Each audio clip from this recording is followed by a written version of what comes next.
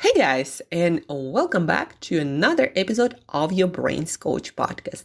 My name is Angela Shurina. I'm your host, I'm your Brains Coach, and it is my job here to bring to you, discover with you, and share all the best, most cutting edge, useful, effective, and like today, with a bit of optimism and fun, brain body tools so you could take better control of your thoughts, of your emotions, and most importantly, of your actions so you can create the life experience that you absolutely love living.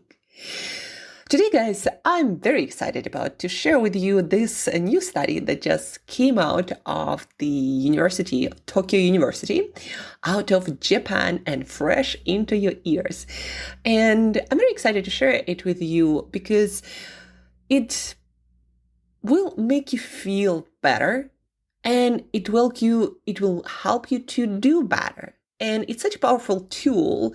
And we so often underestimate the importance of this tool, the importance of our state of mind, of our positive, optimistic state of mind on all areas of our life, on the quality of our life, on how we experience our day-to-day life. And not only that, but also on our ability and our consistency with getting things done that ultimately lead to success.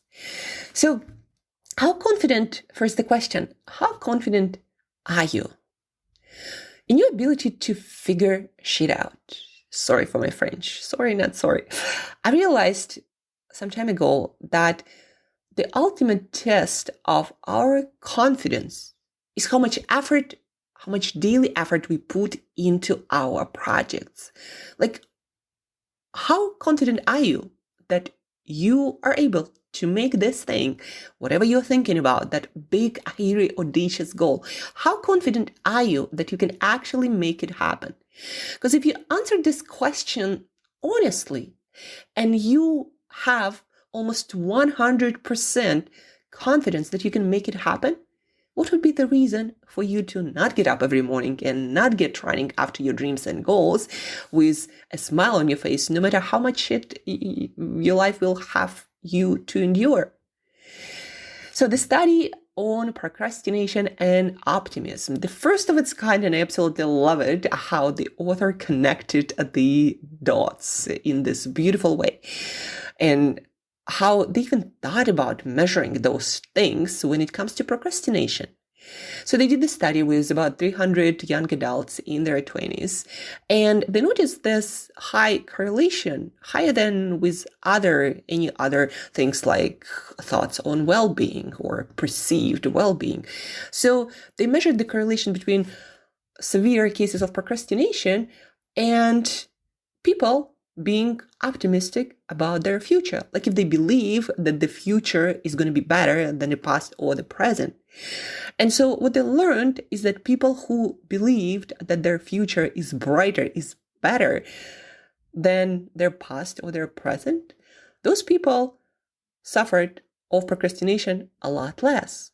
And that was the only correlation they found. Now, correlation is not causation, blah, blah, blah.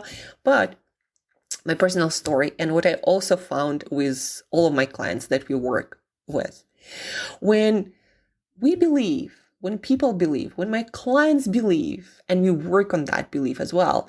So stay tuned, folks, because you're also going to get practical strategy. It's not just about thinking you should be optimistic. There are actual strategies that can help you to develop the confidence and optimism and ultimately beat your procrastination. So what I noticed is I will lose my energy whenever I lose my confidence in figuring things out.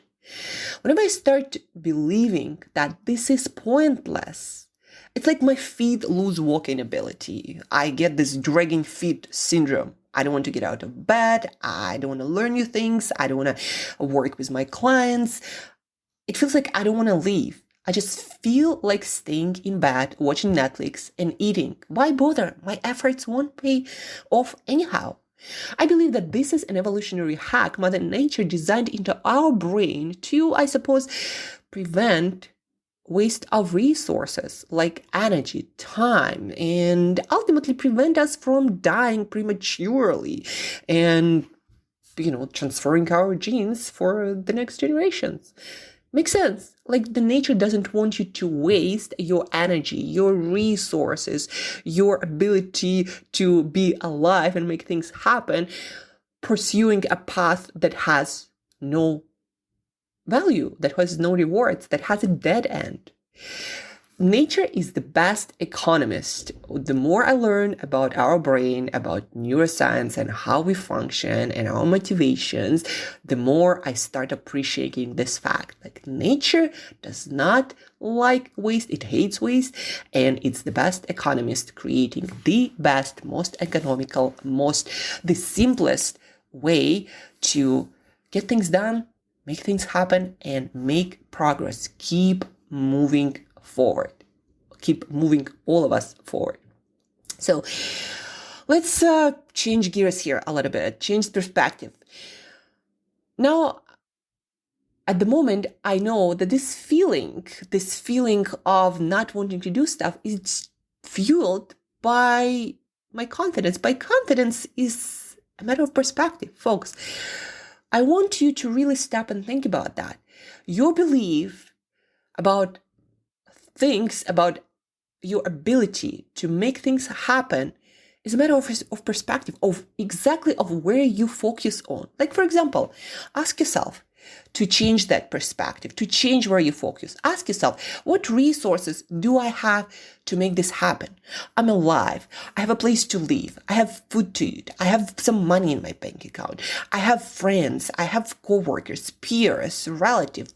There is internet. There are so many people, like literally very often hundreds at your fingerprints that you can ask advice. Very often people, very successful people like Simon Sinek or a lot of other successful people who you can reach out either personally to them, or you can look at their work and ask for their advice remotely, right? So resources are plenty, folks. We are living in the most resource-rich era of all the times, if you were to ask me. The second thing is reflect on your progress, on the things that you did, on the lessons that you learned, or where you are compared to where you started. And more often than not, you were like years ahead of where you started. Reflect on that.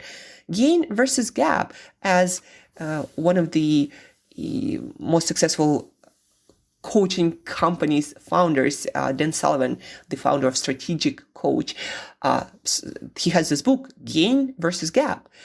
Where do you focus? Focus on what you've done, on the progress, on what you've learned, not on how far you have to go and all the failures and all the things that you still don't know. Gain versus gap. And then take stock. Think about all the times you thought it was a dead end, but then you decided to push through and you figured it out anyway. That's how every time I get into this powerless, weak, procrastinating state, that's how I regain my confidence, optimism, and energy to get things done. I change my mind like this, and it's a skill that you can learn. How optimism fuels action. Optimism makes you want to do more because it's a belief that you can create a brighter future. And it's a belief that, you can be stuck right now in this painful situation, or you can get things done and create a brighter future. So what would you rather do and have? So optimism is that belief that collectively we can make a brighter future happen. This belief is based on our confidence, collective confidence to figure things out. Work on that first with the tools that we've just discussed and a couple that we're going to discuss in a second. Work on that confidence first, and you'll see how your procrastination will fade away. Another exercise that you can use to boost your confidence and your optimism for figuring things out, create what I call confidence stock. Every single day, start creating your confidence stock that you will fall back on in those moments of despair when you're like, it's pointless. Create your confidence stock. What does it mean? It means start building up your library of success stories, of your personal success stories. Remember times when you were about to give up, but you didn't. You saw it through and you succeeded. And build up those stories. Don't give up. Figure things out. And the more you do, and the more you record that, and the more you remember of that, the easier it's going to connect to that feeling of empowered optimism. The takeaway, guys, feeling procrastination creeping in, look at your confidence. Do you believe you can make a better future happen? And if you don't at this moment, then work on start believing. Work on remembering the times when you didn't give up and you figure it out. Ask yourself what resources you have. Reflect on the progress you've made. And as I often tell my clients, start small. Start now. Make your bed. Do some exercise. Spend the first 4 hours of your day on the task you've been avoiding. Doing creates motivation, fuels confidence, and empowers optimism. By the way, they call it behavioral activation in psychology. All of which leads to more things done and an actual brighter future, a self-fueling prophecy. And that's about it for today, guys. Optimism is a highly productive state of mind. And by the way, have you thought about that? When people go through depression, like the worst of the worst moods, they don't want to do things. That's the actual definition. I don't remember the actual definition, but I do remember that depression has a lot to do with a person's inability of wanting or manifesting the drive to get things done and just being passive and not wanting to engage with life, other people, or anything productive. So that's what depression is. So optimism is a highly productive state of mind. And you don't have to fake it. You can make it based on your actual life evidence, based on your actual life experience.